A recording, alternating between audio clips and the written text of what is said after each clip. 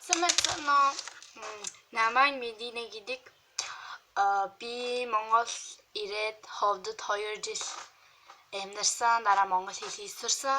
Одоо манай Монголд мэджийн таньдаг хүмүүс би турки хэл сурмаар байна. Яаж турки хэл суръя гэж намайг хэлж яасан. Дараа би ингээд нэг видео хийж яасан. Ганцхан миний таньдаг хүн биш, бүгд хүмүүс энийг үзээд дараа монгол турки хэлийг сурнаа. За өнөөдөр өсвөнүүдээс рүү манай турки хэл 29 өсвөгтэй бүгднийг англиэр адилхан ганцхан энэ үгтэй бичсэн юмнууд англиэр адилхан биш. Ганцхан турки хэл дээр байгаа. Одоо гаралуу авсан. Энэ А үсэг Б Ж Ч Д Э Ф Г yumuşak G H I I J K L M N O Ö P R S Ş T T U Ü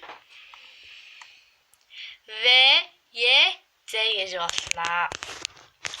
За энэ одоо би ийшээ Монголын айл үсэг гэж ингэ бичээд авсан. А Б Ж гэж энэ хоёрын зүйл нэмтэмдэг гэж мэдээж байгаа.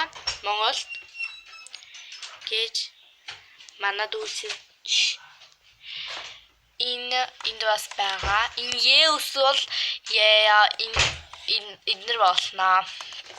За одоо манай турки хэл дээр чимээтэй үсэг, чимээгүй үсэг байгаа. Тэр юу вэ гэхээр одоо энэ бичгээр ингэж бичих байхгүй юу? Энэ бас А ингэж бичин Б гэж артлах Э үсэг ирнэ. Турки хэлээр бас ингэж ирсэн болохоор энэ артлахын Э үсэг авсан болохоор энэ чимээтэй үсэг болно. Артлахын Э үсэг авсан бол энэ чимээтэй үсэг гэж болно. Одоо артлахын Э аваагүй үсэг жишээлх юм ба А, Э энэ бүгдийн байгаа. Артлахын аваагүй үсэг чимээгүй, артлахын Э авсан үсэг чимээтэй үсэг болно. За одоо би ийшээ чимээгүй үсэгний улбар шараар чимээтэй үсэгнүүд нөгөө өнгөөр бичсэн. Дараа ийшээ энэ чимээтэй, энэ чимээгүй гэж бичих байгаа. Ингэж энэ бас байгаа. Жахан ядарсан. За ингэж байхаа. Одоо энэ миний нэгдүгээр видео яхан битгүү. За дараагийнх нь хичээл дээр тоонууд юм уу өгнүүдээс сурна.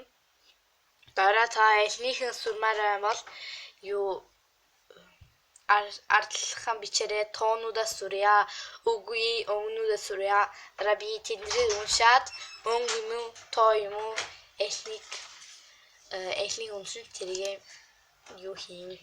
За би монгол хэлээр жоохон мэдээ учраас зарим юмнууд мэдэхгүй. Тэр байгаа учраас уучлаарай. За өнөөдрийнх хичээл дуусчлаа. Баяртай.